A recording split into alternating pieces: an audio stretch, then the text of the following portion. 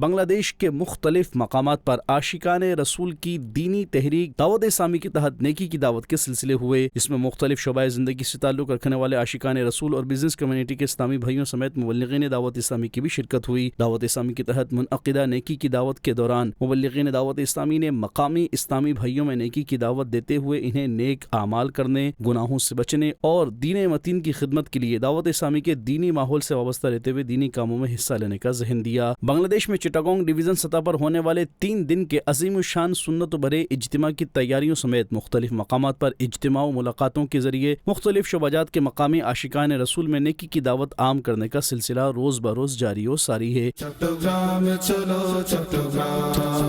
چٹوگرام چلو چٹوگرام،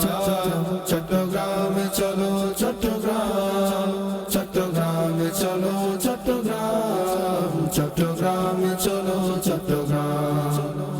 শুনবো সেথায় গিয়ে কোরআন, শুনবো সেথায় বয়ান, শুনবো সেথায় গিয়ে কোরআন, শুনবো সেথায় বয়ান। চলো সবাই চট্টগ্রামে, চলো সবাই চট্টগ্রামে, দিন দিনের ইজতেমাই,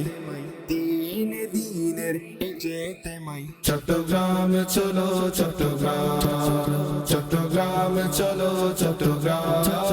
চট্টগ্রাম চলো চট্টগ্রাম, চট্টগ্রাম চলো চট্টগ্রাম, চট্টগ্রাম চলো চট্টগ্রাম۔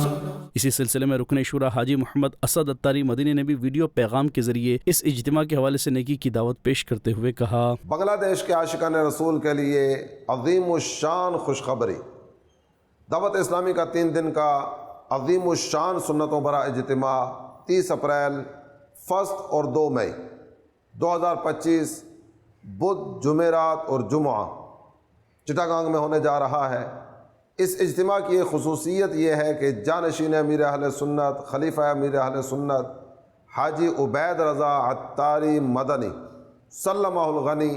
وہ بھی اس اجتماع میں شرکت فرمائیں گے۔ مدنی چینل کے ناظرین، انشاء اللہ الکریم 30 اپریل 2025 بروز بدھ سے اس سنت و بھرے اجتماع کا آغاز ہوگا، جبکہ 1 اور 2 مئی کو مختلف نشستوں میں مبلغین دعوت اسلامی کے سنت و بھرے بیانات کے سلسلوں کے جاری رہنے کے بعد بروز جمعہ 2 مئی کو یہ عظیم الشان اجتماع اختتام پذیر ہوگا۔ اس اجتماع کی ایک خصوصیت یہ بھی ہے کہ خلیفہ امیر اہل سنت حضرت مولانا حاجی عبید رضا عطاری مدنی مدۃ ظلہ العالی اس سنت و بھرے اجتماع میں شرکت بھی فرمائیں گے اور سنت و بھرا بیان بھی فرمائیں گے، جو کہ بنگلہ مدنی چینل سمیت بنگلہ سوشل پیجز پر بھی براہ راست ٹیلی کاسٹ کیا جائے گا۔